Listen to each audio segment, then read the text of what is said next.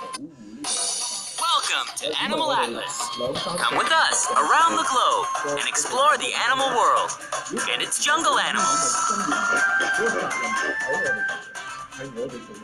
and desert creatures.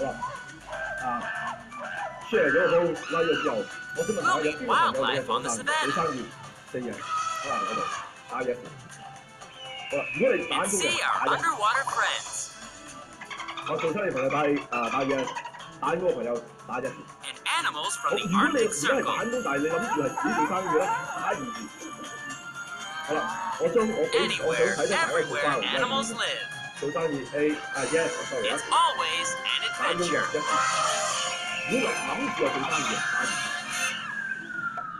Today on Animal Atlas, we're going to do some detective work. We'll use our powers of investigation to dig up the answers on how animals dine. By looking at clues, like an animal's physical traits, environment, or lifestyle. We can get an idea of how, where, and what an animal eats. We'll take a look at teeth, tongues, body shape, and size. We'll take a look at where an animal lives and how it finds food. These and other clues can help us and scientists determine what an animal eats, even when we don't see them eating it. Some animals eat their dinner in private, while other animals just want to hide their food from prying eyes. Animals that eat underwater can be particularly challenging to observe. And animals that fly away, well, good luck with that. Scientists have to be expert detectives in order to figure out the hidden details of an animal's life. And what, how, and where they eat are pretty important details. So put on your sleuthing cap and take out your magnifying lens. We're about to uncover the mysteries of animal eating habits. Let's start by looking at some creature features. Comparing two related animals is a great way to discover their differences. Take this pair of bears, the giant panda and the polar bear. It's not just coloring that differentiates these two. The polar bear is a carnivore, meaning it almost exclusively eats meat. Where the polar bear comes from, in the frozen Arctic, there is little in the way of land-based vegetation. Therefore, this fierce predator hunts seals and other marine animals for nourishment. To hunt in this environment, the polar bear needs to be an able swimmer, and it certainly is that.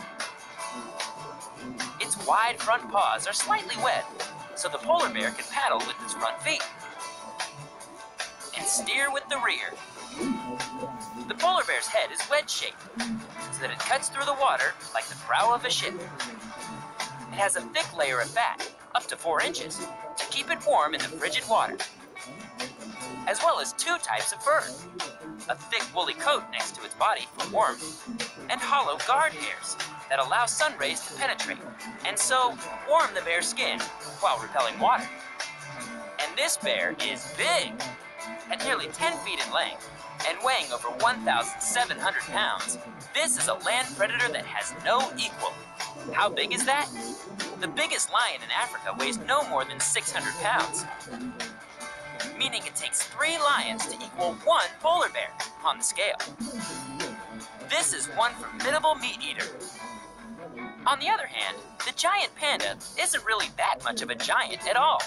Weighing about 300 pounds, these forest-dwelling bears from southwestern China are only about half the size of our African lion, or 1/5 the size of its ursine relative from the Arctic North. But pandas don't need to either swim or hunt to get the food they eat, though they are technically omnivores, meaning they can eat meat as well as vegetation. The giant panda's diet in the wild consists almost exclusively of bamboo. Why? That's the food that's in abundance where the giant panda lives in southwestern China. And just like the polar bear has special adaptations to aid it in hunting food in its environment, so does the giant panda. For one thing, the giant panda has 5 fingers and a special wrist bone for grasping bamboo stalks. And it has extra strong jaw bones and cheek muscles to crush and chew the thick bamboo stalks with its flattened back teeth. Two very different environments, plus two very different kinds of diets, equals two very different looking bears. So if you aren't lucky enough to actually see an animal eating, what might give you clues to what it eats? One thing to look at when observing mammals especially is the shape of an animal's mouth. A very wide mouth, like the hippopotamus has, often means it's a grazer, or an animal that eats a huge quantity of grass. And this is certainly true of the white rhinoceros as well. In fact, it's not a white rhino, like the color, but a wide rhino, a Dutch word for, you guessed it, wide. A neck which stretches down to ground level, more often than not, will belong to a grazer. How long the neck is, of course, depends on how long the legs are. Horses have long legs, and long necks to match, giving them optimum advantage for grass grazing. While the hippo may have short legs, but that wide hippo mouth on that sturdy neck is also optimum for grazing. What about this mouth shape? Any idea what this animal might eat? Well, you might not have guessed crustaceans, but if you guessed that the ibis uses its bill to probe, you'd be right. Many wading birds have long bills, which they use to find small sea creatures buried in the wet mud. Instead of probing into the mud, the roseate spoonbill uses its spoon-shaped bill to sift through the mud. What about this bird? The pelican uses his large bill and expandable pouch to scoop up seawater and the critters in it. The water is filtered out, leaving dinner behind. When we come back to Animal Atlas, we'll dig up some more clues. But first, let's see if we can guess this animal fact. Which animal has an opposable digit? A, the bald eagle. B, the gorilla. C, the koala. Or D, all of the above? The answer coming up when we return to Animal Atlas.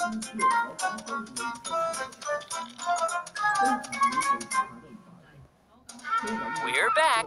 Did you guess the right answer to our question? Which animal has an opposable digit? The answer is D, all of the above. Yep, just like humans, each of these animals has opposable digits. The koala even has 2 on each hand. Opposable digits allow an animal to grip, carry, and hold. That's a useful trait for finding and manipulating food. Animals who lack this useful digit often resort to carrying things with their teeth. And teeth play a much greater role in what happens prior to swallowing. For our wild felids and canids, teeth, with the help of a well-placed paw for leverage, are used to tear meat from the bone. The fish-eating river otter uses its teeth to rip and tear its favorite meal into bite-sized chunks. The dolphin has a jaw filled with teeth, more than 200 in fact. But these teeth aren't for chewing, they're for seizing prey, like fish and squid. Once past the teeth, the dolphin swallows its meal whole, as does the beluga whale. Did you know that scientists can actually tell a dolphin's age by the rings in its teeth? It's true. The crocodilians, like the crocodile, and the alligator also have teeth for seizing and not chewing. They too don't chew their food. They either tear off large pieces and swallow them, or they swallow prey whole, if it's small enough. To accomplish this, the agile crocodilian has to juggle the food around until it's in the right position. Then toss its head back so the food falls down its throat. Not so easy, is it? What about this crocodilian? The gharial. It looks different from most other crocs because of what it eats. This is a fish eater, and that long snout is almost as effective as a heron's long fisherbird's beak. Now, for animals whose diet is strictly vegetation, those sharp canine teeth wouldn't be all that useful. For herbivores, like the elephant, the emphasis teeth-wise is on molars for grinding down vegetation. The reason that the gorilla's head is so big and its jaw is so elongated is not because it's so fierce, but because it needs strong bones and muscles in its head and neck to hold its big vegetation-grinding jaw and molars.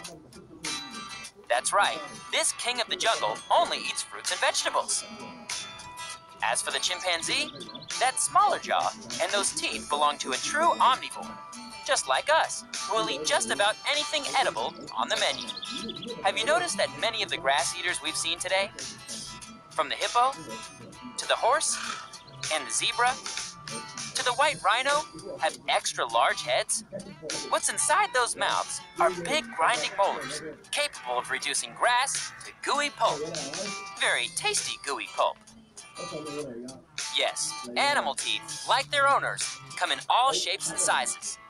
Some are sharp as razors, and others are flat as stones, but so strong that they can easily grind tree branches into mulch.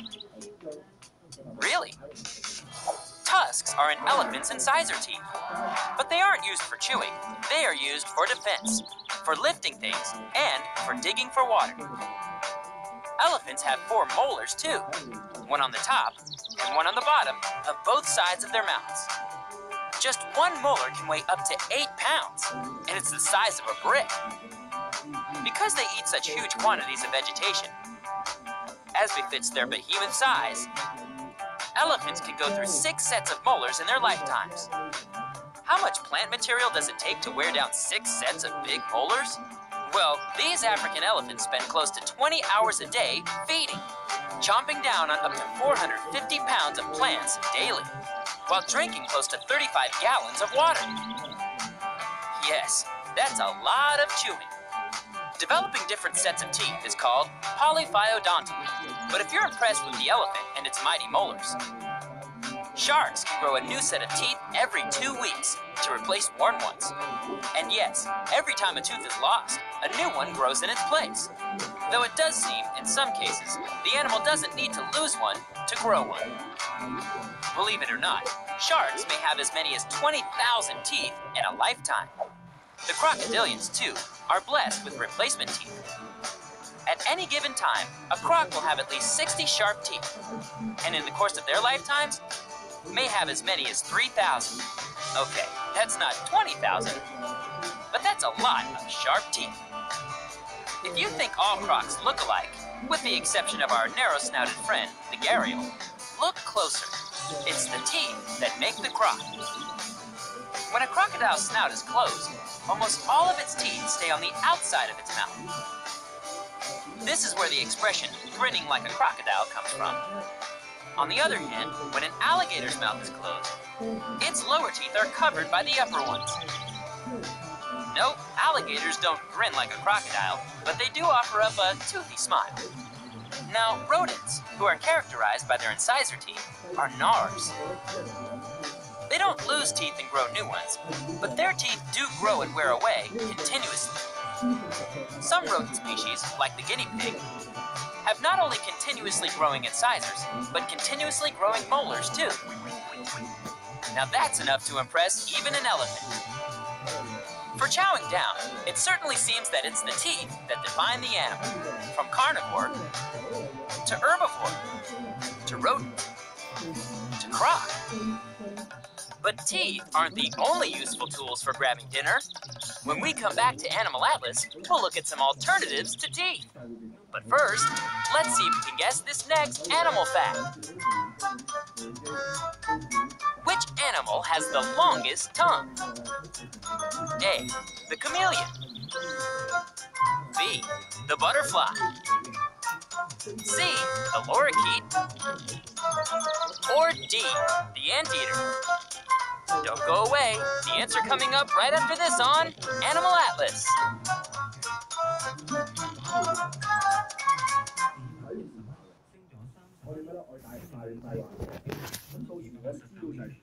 We're back. Did you guess the right answer to our question?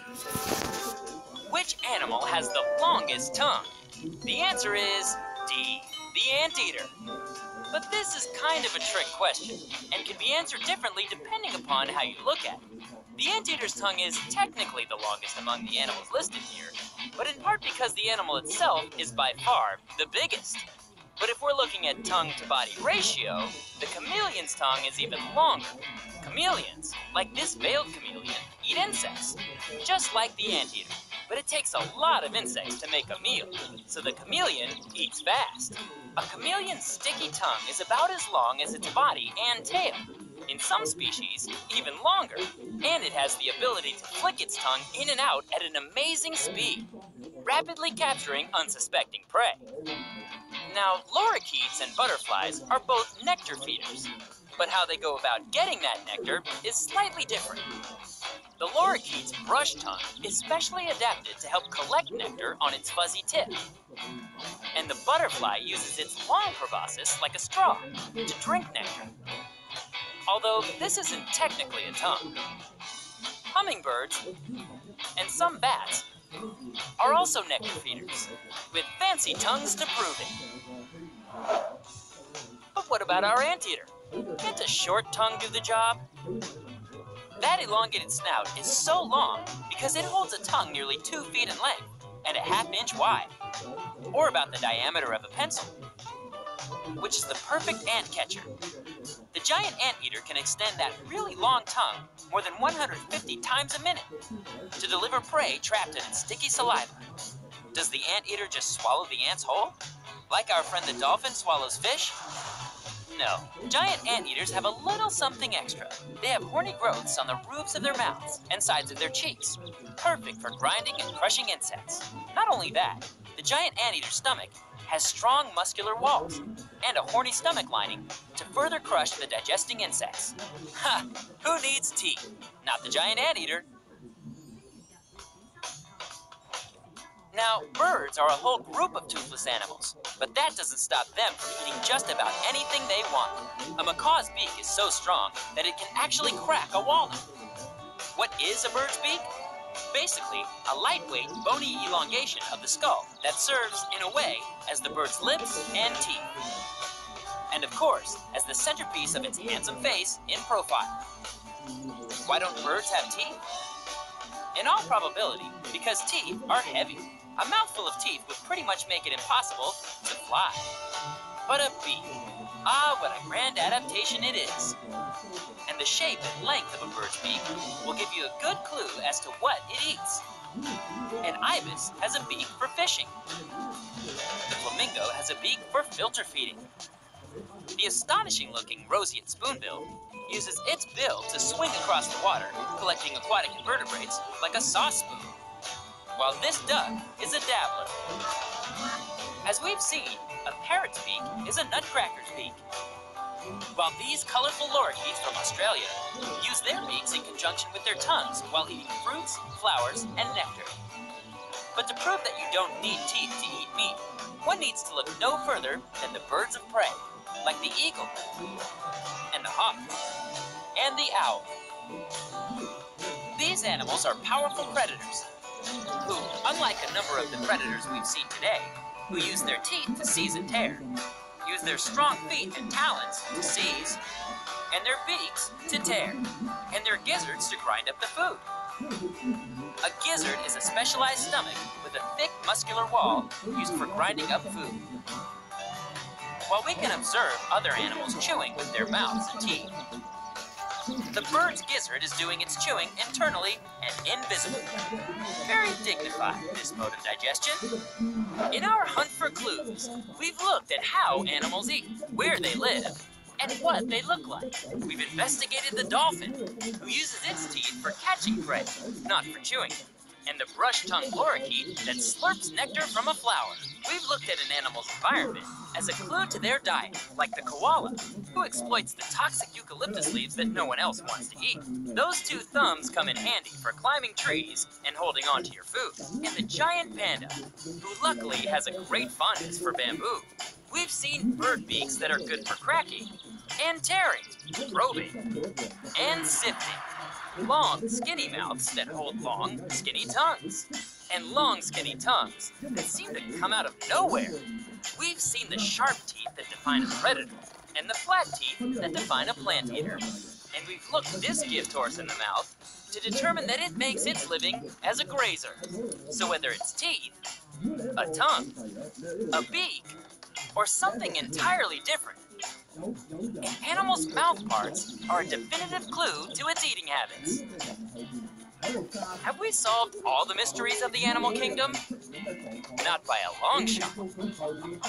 There are many more discoveries to be made by scientists and by you. Welcome to your Sign-Up 500 race fans here at the Atlas Speedway. Mom, I want to swing. Hold on there, Tarzan.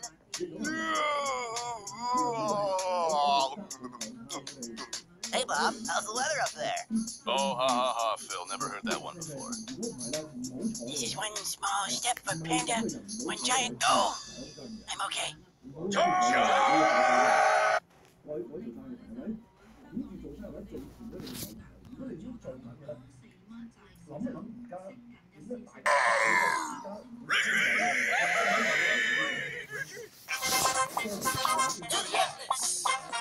Get down, get down.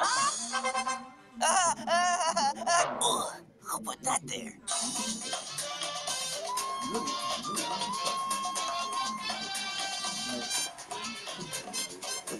Once again, we've traveled the globe, from North and South America to Africa and Asia to Australia and every fascinating place in between. We've met all kinds of incredible animals and learned some important facts about their ability to survive and flourish on our planet. And with our help, we'll make sure they're around for a long time to come. Join us next week for another amazing adventure on Animal Atlas.